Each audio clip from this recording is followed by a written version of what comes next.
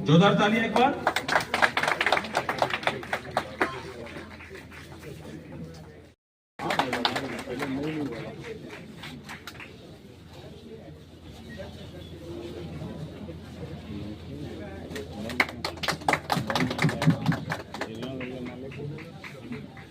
मनोज जी स्मृति चिन्ह देते हुए जोरदार तालियां सर के लिए।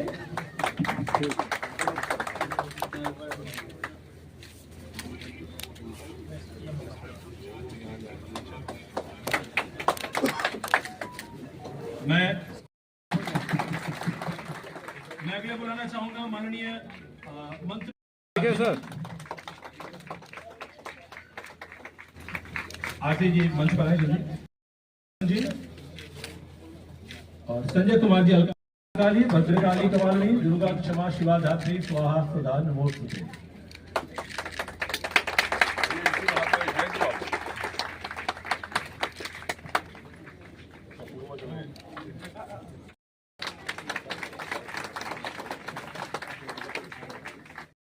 एक बार सर के लिए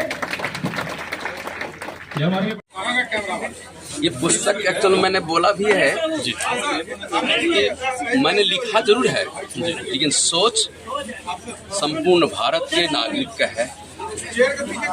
संपूर्ण भारत में नए भारत बनाने की सोच का है।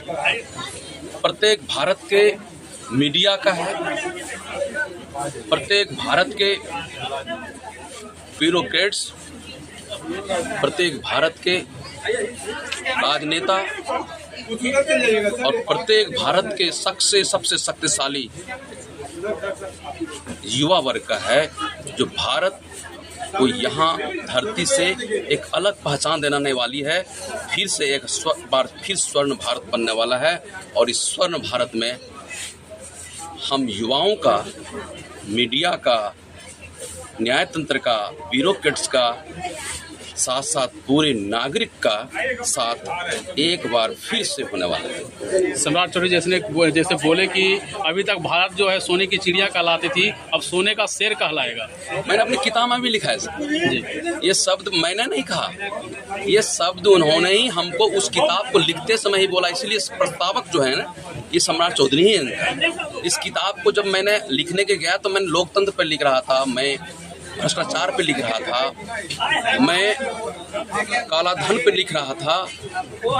लेकिन जब उनके पास गया तो उनकी भाषा में बात बात में मोदी जी का इतनी चर्चा किए कि मैंने सारा पहलू को भूल गया और एक ही योग्य नेता के रूप में मैंने देखा, जिसको कि मोदी के रूप में जाना जाता है। और सम्राट चौधरी खुद अपने से बोले कि उससे बड़ा योग्य नेता अभी तक तो जन्म नहीं लिया हमारे भारत में। सर, आप डॉक्टर हैं और समृद्ध भारत की सोच, ये किताब लिखने का, आप डॉक्टर हैं तो उस पर कुछ लिख सकते थे, अपने देश पर लिखने का आइडिया कहाँ? मैडम, मैं इस तरह से पब्लिकेशन बहुत किया हूँ और स्पेशली डायबिटीज पे, जो हेल्थ मिनिस्टर साहब ने आप लोग को बताया भी। लेकिन जब कुछ नागरिक, कुछ पेशेंट मेरे पास आते हैं तो समस्याओं को देखते रहता हूँ, उस समस्याओं से मैं भी जूझता रहता हूँ और मैं कभी कभी मुश्किल में पड़ जाता हूँ। कितना बेहतरीन ढंग से उन्होंने बताया किसी पब्लिक ने कि मैं इतने अच्छे स्वभाव के डॉक्टर को मैंने नहीं देखा, इतना बेहतरीन से समझाने वाला नहीं देखा। उस समय मेरी अंदर से तो बहुत खुशियां हो गई, हम बहुत खुश हो गए। लेकिन सच्चाई क्या है, इसका मतलब ये हुआ कहीं न कहीं बेचारे परेशानी से जूझ के मेरे पास आया, इसलिए कहीं मोहब्बत हमने जैसा नहीं मिला तभी तो मेरे पास आ गए। समाज आपने अपने किताब में काले धन का जिक्र किया, क्या कुछ है, कुछ दो सेंटेंस में बताएंगे? मैं बताऊं, आज भी काला धन उतना पड़ा हुआ विदेशों में। यदि वो काला धन आज भी मेरे देश में आ जाएगा तो 10 साल का बजट इस सिर्फ काला धन से हो जाएगा। मैंने इसलिए कहा है कि ये प्रधानमंत्री जी सिर्फ इतना ही काला धन के ही बारे में नहीं, बहुत सारे पहलू पे मैंने उस किताब में जिक्र किया है। उसमें से जनसंख्या कंट्रोल पे भी है, उसमें पेंशन नीति पे भी है। जिस दिन इस सारी चीज़ों पर हमारे प्रधानमंत्री जी हम नागरिकों का साथ देते देते अंत कर देंगे कि नहीं, अब पेंशन नीति फिर से लागू होगा, अब जनसंख्या कंट्रोल नीति हमारे नेशनल लेवल पे होगा, उसी दिन ये समस्या खत्म हो जाएगी। सर एक लोगों के बीच में सवाल उठेगा, मन में कहीं न कहीं शंका रहेगी।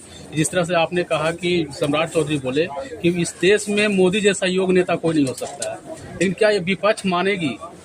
कहीं न कहीं सवाल ये क्वेश्चन। मैं ये बात बताऊं, मैं तो अपने किताब में भी लिखा है, आप पढ़ेंगे मेरी किताब को, हर पहलू का अलग अलग इम्पोर्टेंस होता है मेरे दोस्त। उसमें से एक पहलू मैंने लिखा है, बिहार में समाज को संगठित करने के लिए लालू यादव ने ही पहल किया है। पहले समाज के संगठन से सब कुछ नहीं मिल सकता, हर पहलू पर आपको ध्यान देना पड़ेगा। सम्राट चौधरी सर ने ये भी बताया, हेल्थ मिनिस्टर साहब ने भी बताया कि जितना पहलू हो सकता है उसमें समृद्धि सिर्फ एक पहलू नहीं है, उसके साथ साथ धान आपके यहाँ इतना हो जाए, आपका रहन सहन बेहतर हो जाए, आपका पर्यावरण बेहतर हो जाए, आपका सामरिक उत्थान उतना अच्छा हो जाए, रोजगार बेरोजगारी जो इतनी है वो रोजगार में चेंज हो जाए, अपने आप सब ठीक हो जाएगा। डॉक्टर साहब एक बात समृद्ध है, पीएम योजना, पीएम मिशन, उसमें से बिहार में कुछ चीज आया। जैसे कि एक छोटी सी बात करूं, हमारे बिहार में इस बार आप लोग भी देखे होंगे कि हमारे किसान कितना खून सुखा करके उपज करता है। हमको लगता है कि हर लोग खेत छोड़ दिया, ये छोड़ते जाएगा, उपज खत्म होते जाएगा। क्यों? टमाटर का भाव 2 रुपया किलो, 5 रुपया में 3 किलो, याद है क्यों है? उसके लिए सम्राट चौधरी सर ने बाजार को मजबूत करके उसको फूड प्रोसेसिंग में चेंज करने की कोशिश करने की बात कहे हैं। उन्होंने हमें बताया, मैं जब किताब लिख रहा था तो उसमें उन्होंने बताया कि आलू हो, ईख हो, गन्ना हो जिसमें कहते हैं, मखाना हो, आम हो, केला हो, इस सारी मिर्च हो, इस सारी चीजें हमारे बिहार में मैक्सिमम होता है। और हर किसान सिर्फ उपज करता है, उनकी बिक्री जब होती है तो उस समय अपने खून वो बिकता तक नहीं है, फेंक दिया जाता है, वो भी उसी जगह जहाँ से उपज हुआ। बाजार तो नहीं मिल रही है किसान को भी। हाँ, वही मैं कह रहा हूँ।